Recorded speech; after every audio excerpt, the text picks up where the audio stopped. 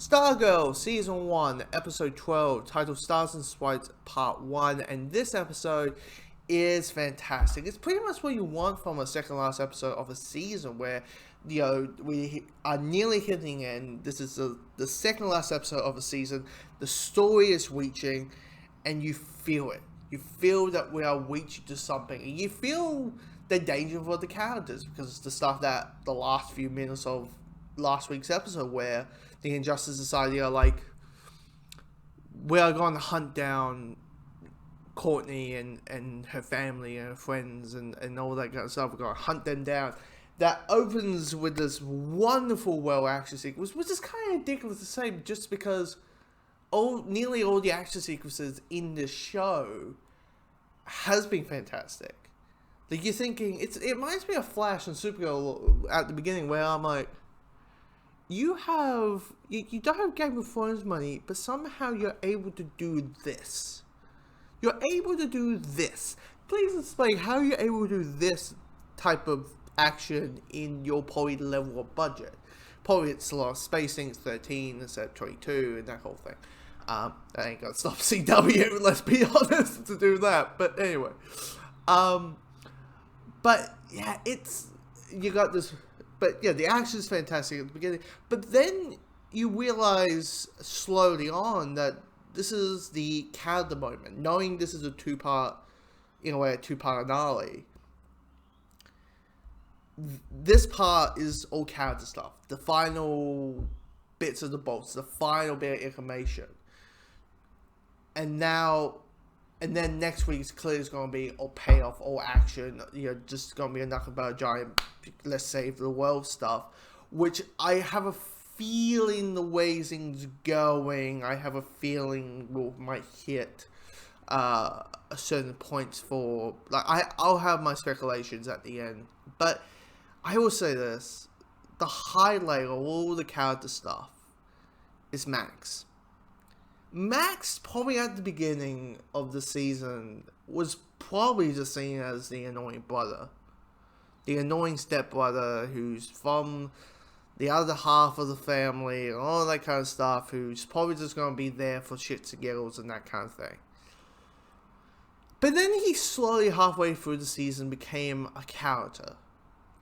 And he just became this well-done, well-written character. I mean, at the beginning, they know that the Injustice Society is coming for them.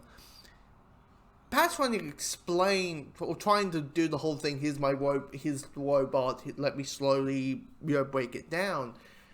But Max is like, I'm tired of this shit. Clearly give more shit about Courtney. He thinks one way. He becomes the annoying kid who won't listen and is playing with other things but not focusing on the adult. But there's good reason. He feels collected.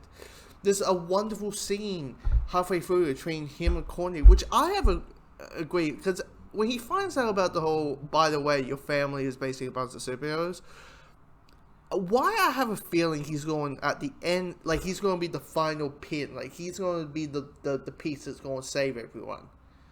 Because I have a feeling he might, by the end of next episode, be a Green Lantern, a Dr. Fate, or something. More like it's going to be Green Lantern because it's fucking Jeff Johns. What you expect? Somehow Flash and Green Lantern will somehow be a part of anything that he is in, that he writes or have some kind of involvement on. Let's be real, but because it just feels like they're leading up to him becoming actual character, to a actual character that we might know by just maybe name only. I wouldn't be shocked we find out his middle name is Garner or Jordan or Stuart, maybe not Stuart, or Bass or Cruz or something. So I'm throwing Green Lantern names out of my head, but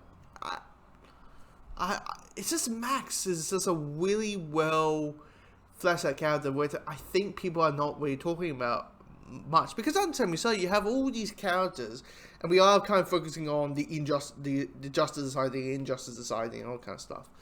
But yeah, this episode is fantastic, absolutely fantastic.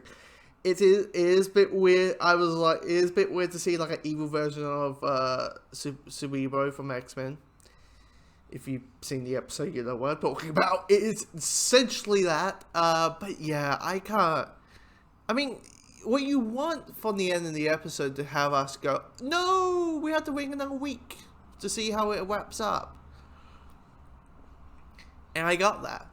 And I'm just... Spoil... why I feel like also next episode, like, Pat is going to die. Why I feel that. Like, it's kind of leading up to, like, a big sacrifice at the end kind of thing. But, yeah. You feel the ticking clock. You feel the urgency. You feel this. You feel that. It's just... This episode just... fantastic. I'll repeat that word. This episode is nothing but fantastic.